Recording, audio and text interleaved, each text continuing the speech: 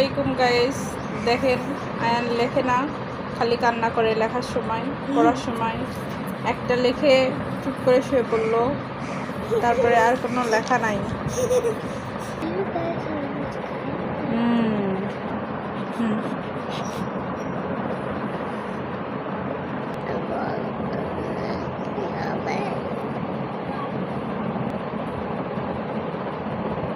Good, মাশাল্লাহ।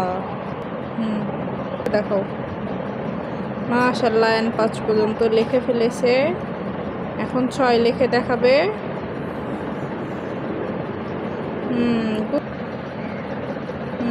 7 লেখা। হুম হুম এই তো দেখুন বন্ধুরা, আয়ান লিখে ফেলেছে 8 পর্যন্ত। এখন 9 আর 10 লেখা বাকি। মাশাল্লাহ, আয়ান 10 পর্যন্ত লিখে ফেলেছে।